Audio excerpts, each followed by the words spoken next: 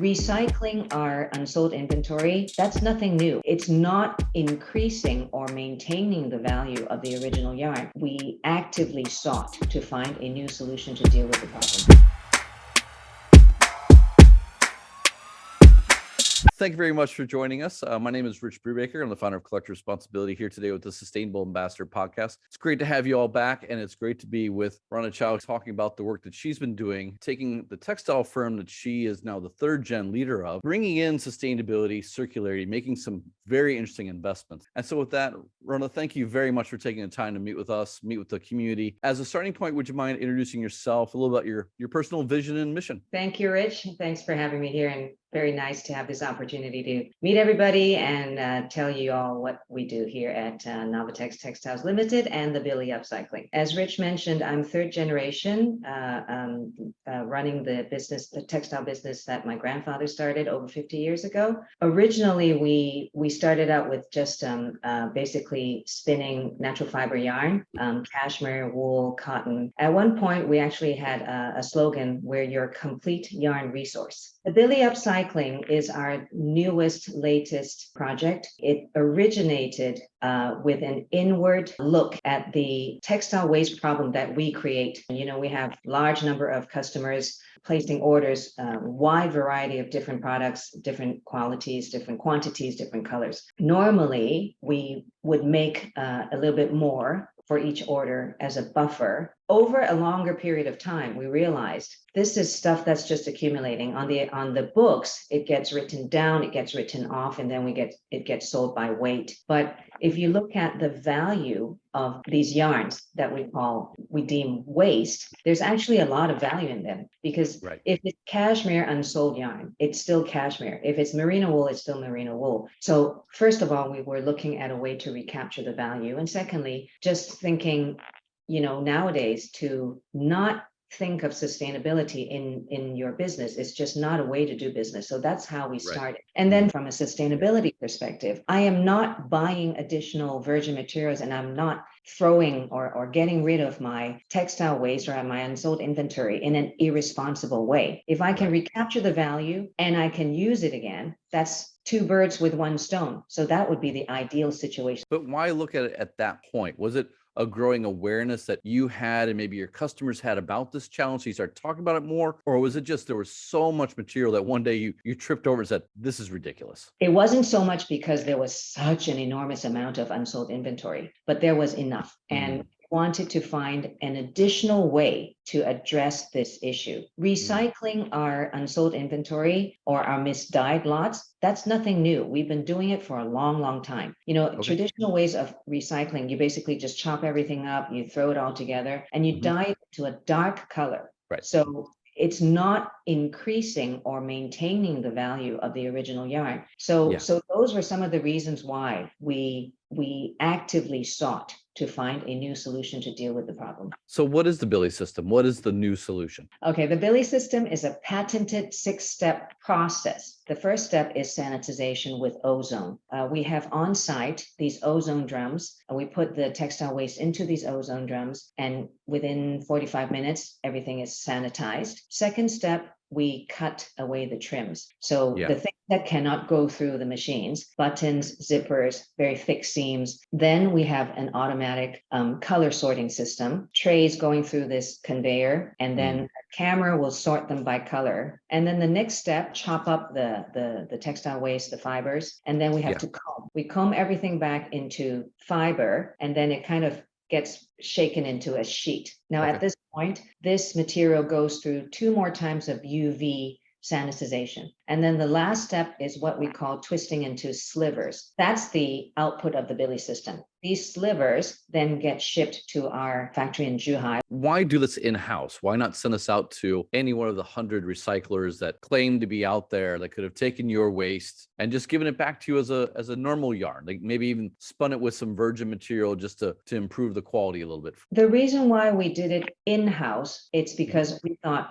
this is something new that could be spread out to others, where like-minded people could be engaged in this kind of business as well. So the vision was for scale. What did that mean for you? You're going to open source this for others? You saw this as a business line. How did you see the vision of this coming about? One of the original visions was we could license this, or we could build another Billie factory somewhere else. It has not been that easy. Even at our own typo facility, we have not been able to work the Billie system at full capacity as we had originally envisioned. And the reason is, right, it's all calibrated for ideal situations where the input is 100% natural fiber. It's knitted textile waste. And it's very difficult. Just imagine, if you collect from a branded apparel outlets in Hong Kong, you're not going to easily collect 100% natural fibers, all knitted garments, same color, large enough lots. So that's one of the first big kind of obstacle we've had to face. And so, this problem will be faced by anybody who sets up the Billie. I've worked with a number of the branded apparel groups, and I would say everyone works with laboratory conditions until they realize 90-something% of stuff is mixed. Given that fact, what I'm seeing is a lot of brands say, okay, we can't do the consumer stuff yet. So what we'll do is we'll go back and attack the manufactured, because there you can get the quantity. And actually, many times you can get the same quality and the same colors coming off the end of the line. So are you pivoting more towards that and just maybe putting a Billie into your own factories? Or how does that change the business model and the application of the technologies itself? Okay, I'll tell you, one of the biggest things that we're driving for is full circularity. And that is another big hurdle that we're seeing, is that a lot of these branded apparel companies, or they will come to us with a big amount of a certain quality,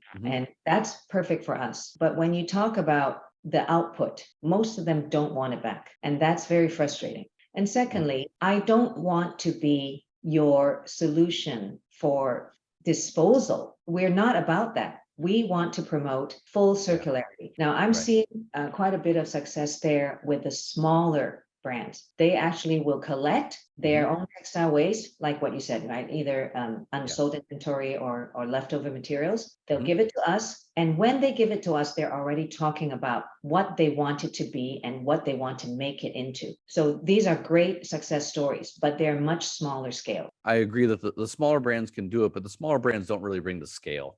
Like they're not, they are a problem, but they are not the problem in my view.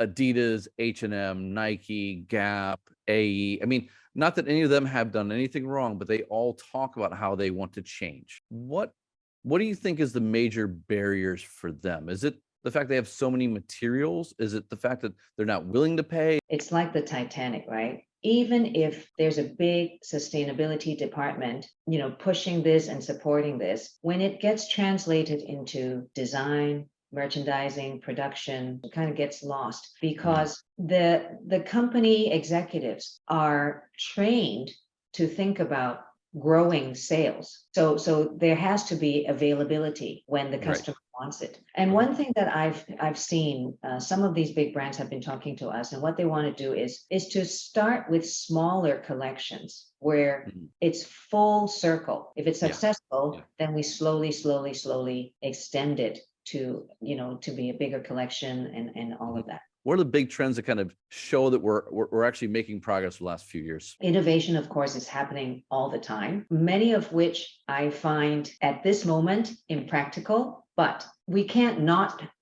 do this innovation, because it will lead to something at some point. You can look at it as an investment in the whole solution seeking process. And again, I think it takes multiple parties at multiple levels. You've been working on Billie now for a few years, I think 5 years. Where do you see the next 5 years of this system, and what are you trying to get done, say, this year to set it up for that vision? Currently, we are getting a lot of feedstocks collected coming from China.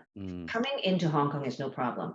After your process is sending it back, problem, right? Why not just collect all across China and then process it right within Zhuhai? So that's something that we're thinking about. Hopefully we can get a bit more scale, more practical applications that way. Now, transitioning a bit to yourself, you mentioned that you're a third gen. Why did you take up this role to bring in this new, to talk about sustainability, even to begin with? Because as you mentioned before, this is how we used to do it and it worked, but you thought, okay, look, novel, we need to transition. So maybe a little bit of background about what it means to be the next generation of leader, and then how you maybe brought in your own ideas and, around sustainability and how that kind of the timeline around that. 12 years ago, in 2010, a bit more than 12 years ago, was when I first stepped into this role at Novetex. I was quite uncomfortable, but I didn't have a choice because, as I mentioned, my younger brother passed away very suddenly. Why did we think of doing something new? It wasn't so much like, oh, now I need to do something new. It wasn't like that. It really was both thinking about a new business prospect, because we thought, okay, we can offer a new quality of yarn, and sustainability is catching on. People are demanding it. They're talking about it. This should be a good business proposition.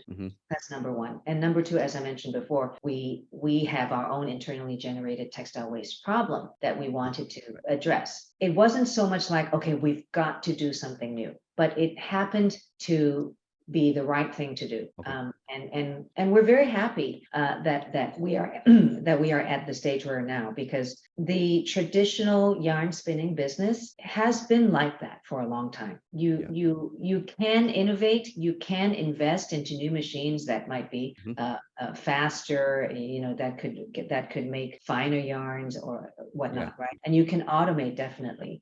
We chose to do something different, that is an extension of what we've historically been doing.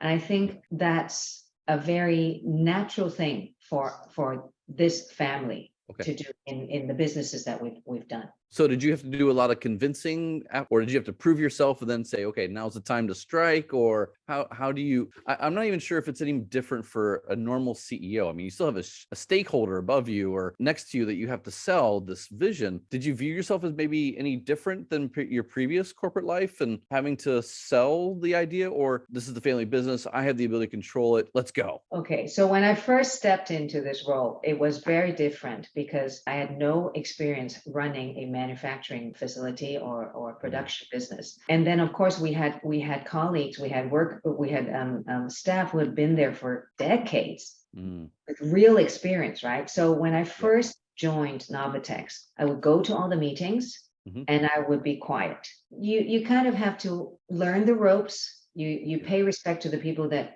deserve to be respected, but you cannot be quiet all the time. So you wait for the right moment when you exert and when you establish your authority. When it comes to the Billie, I don't think I needed to sell the concept to myself, actually, to convince myself that this was worth investing in. The potential business that we could make out of it seemed very positive.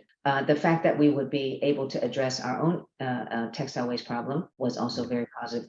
But the investment, the amount of money and brains and time and all of that needed to be invested into this project, was it worthwhile? We decided to do it.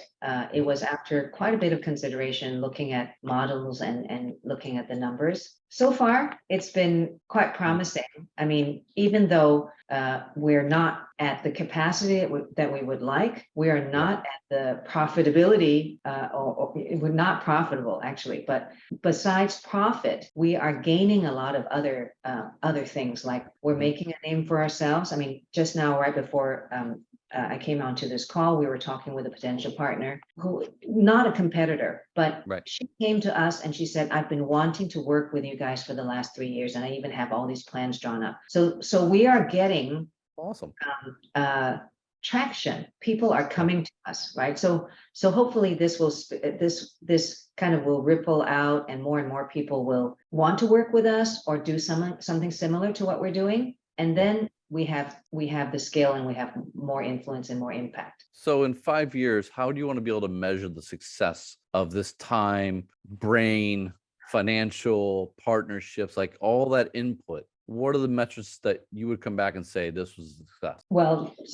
number one, if we're profitable, that would be great. And I do see that at some point we will get there. Another measurement would be if a lot of big brands who are already currently our customers really working with us, really doing full circularity, collecting their own unsold inventory or scraps and whatnot, and having a very clear intention of using those materials. Yeah. Whether they work with us or work with somebody else, it doesn't really matter. But it has to be a true full circle. So I think those are the two big metrics for measurement of success for us. Of course, So there if are you were talking to an executive from one of the big brands and they were like, what we need to fix this problem, what should we do? What are 2 or 3 things you tell them? Look, you're not going to make a lot of progress the next week, but here's where I would get started if I were you. I would tell them to make less and make more with sustainable materials and make it a very big campaign.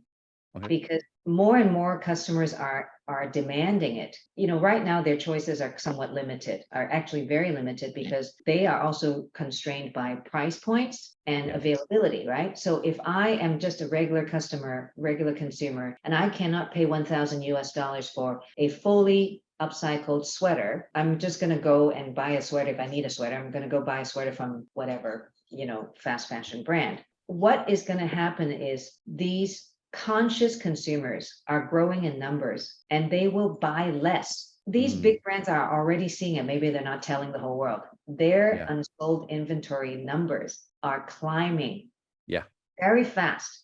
Right. And they are seeing fewer and fewer ways of disposing of them, right? In the old days, I think you could burn, you could throw to the landfill, you could, ship off to some fifth world country. These options are becoming fewer and fewer. Right. So if you are a big brand and you've been storing your unsold inventory in warehouses because warehousing costs were low, that cost is going to go up because no more warehouses, right?